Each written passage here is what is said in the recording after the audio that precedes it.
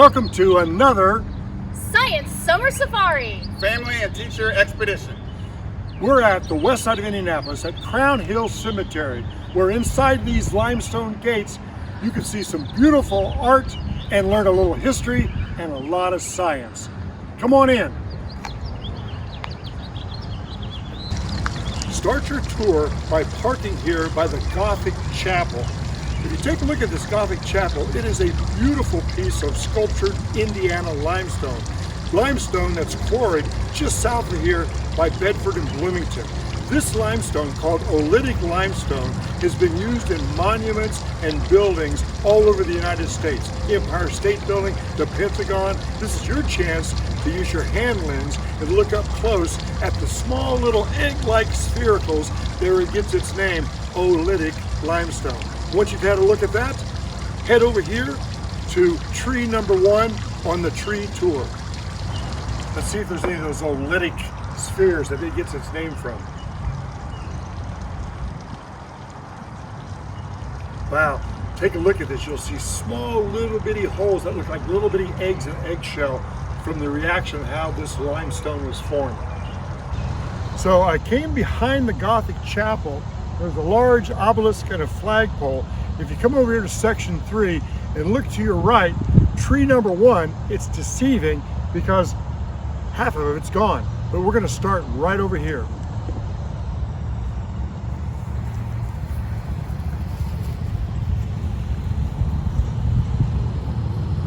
So I found tree 1 here at Crown Hill Cemetery.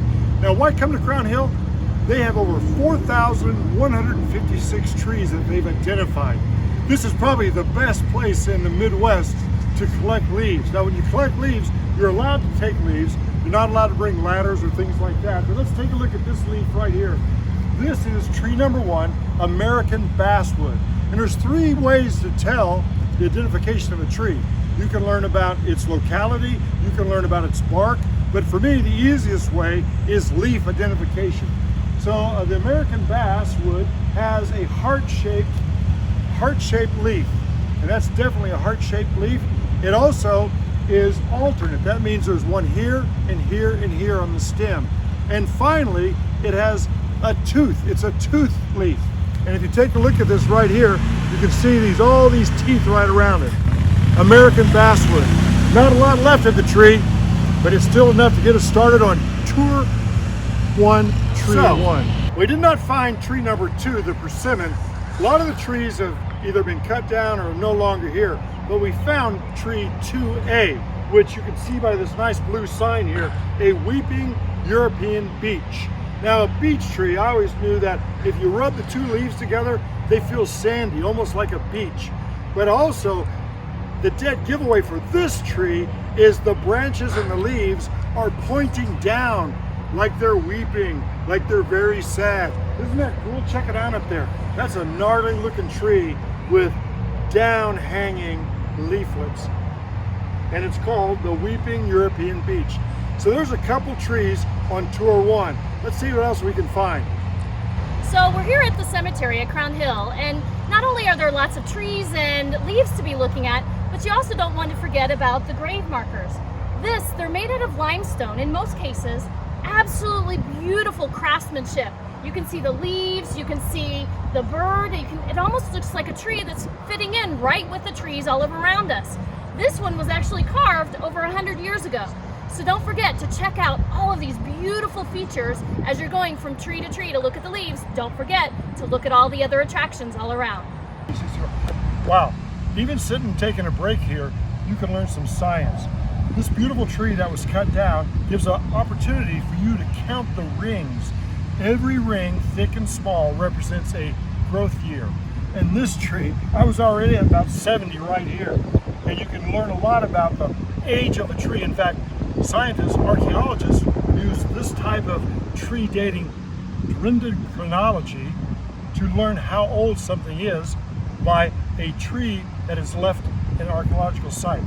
It's kind of cool to see all these different growth rings. Well, like Crown Hill Cemetery, you will see some beautiful artwork right here made out of limestone.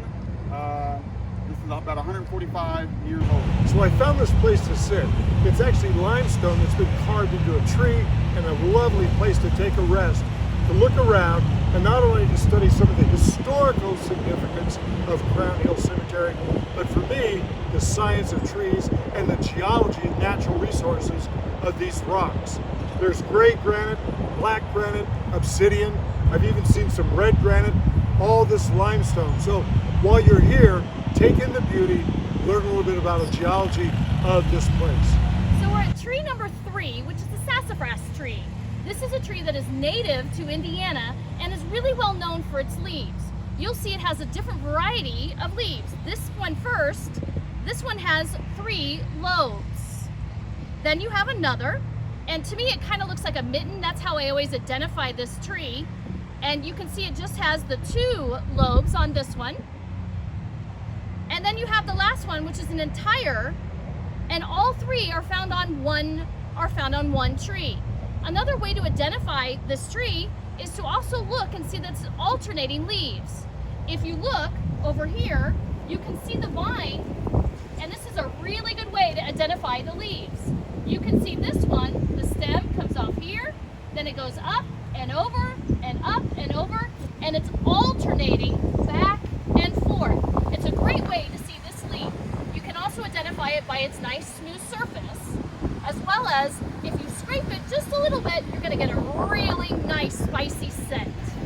You know, this is such a cool tree that I have my knife here, and on this branch, this older branch right here, I'm going to just scrape a little bit of this on my hand. And I got some of the, make sure that another way to identify this tree is by the smell of sassafras. We're going to take a break from our tree trail because while you're here, make sure you go to the highest point at Crown Hill. In fact, it's where it gets its name. And there's a pretty famous Hoosier buried there. Let's go to the high point. In fact, it's called the Crown Hill.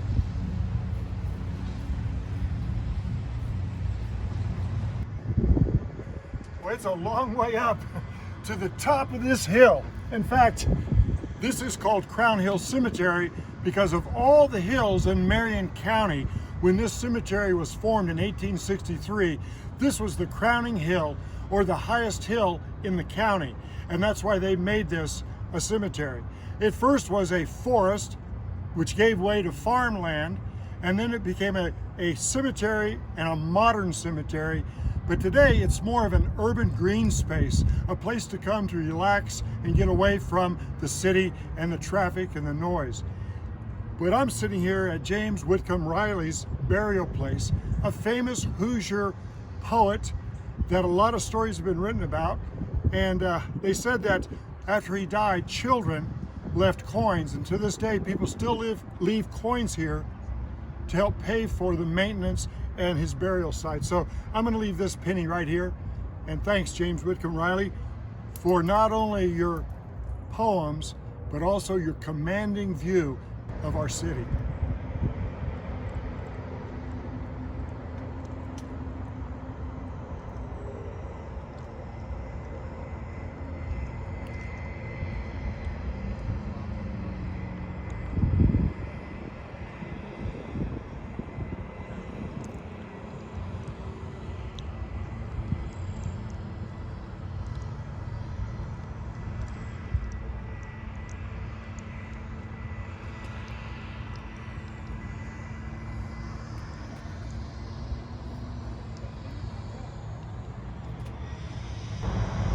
You know, I'm at the top of this hill here with James Whitcomb Riley's burial place. When I taught in Egypt, I would often take my students to the Great Pyramids, and the Great Pyramids where the pharaohs are born. Now, if you're not a pharaoh in Egypt, but you are somebody important, you hope to be buried in the shadow of the pyramids. When you're up here, make sure you look around as you look back towards the city of Indianapolis. You're going to recognize some pretty important names from Indianapolis present and past that are buried in the shadow of James Whitcomb Riley. So most of the monuments you've seen here at Crown Hill Cemetery are made out of Indiana's own sedimentary limestone. But here is an example of rocks that are different style. This monument here is made out of granite and marble. Marble at one time used to be limestone, but through the heating process has turned into a very strong marble rock.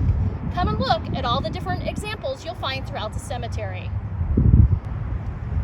I couldn't pass this sculpture without stopping and taking a closer look. This is in the classical Greek style. Limestone, that it's just beautiful. But if you notice, it's not the right proportions. When the Greeks did their sculptures, they did this purposely. You can see that her waist is way up here. It's in thirds. And you can actually see, look how big the arms are. So as you look up, it gives this commanding presence. I'm not sure if it's Athena or Hypatia, I don't know. But it's beautiful sculpture. Maybe you'll find out and let me know. 9, 10 paces around this tulip tree. That's over 30 feet in diameter. This tree has to be over 100 years old. It's the state tree of a lot of places, Kentucky, Illinois, but mostly Indiana. I love this tree. You and your family ought to see how many people it takes to go all the way around it. Be careful. It's been struck by lightning many, many years ago, and that bolt went straight to the ground, but this tree survived. A giant of the trees of Indiana. And if this tree was left, the entire forest of Indiana were made of climax forest trees filled with tulip poplars, just like this one.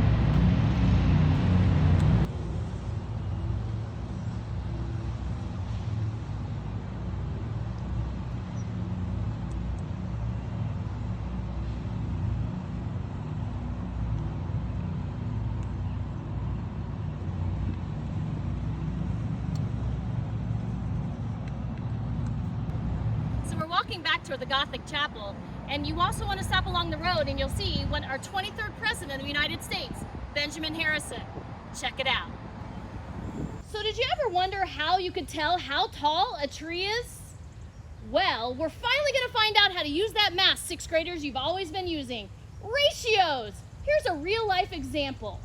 We're going to first look at this white oak that's right in front of you.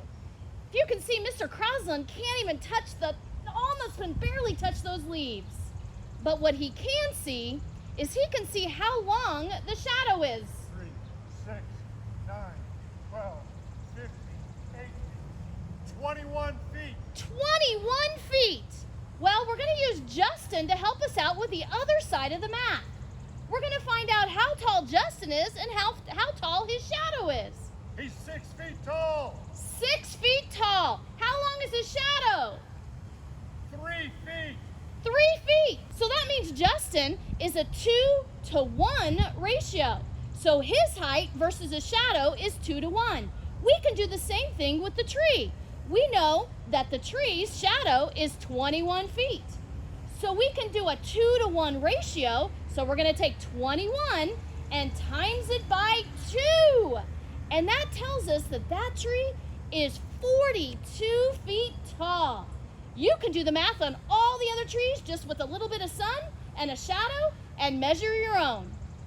Make sure you study the maps before you come to Crown Hill Cemetery. This will make your expedition even more rewarding.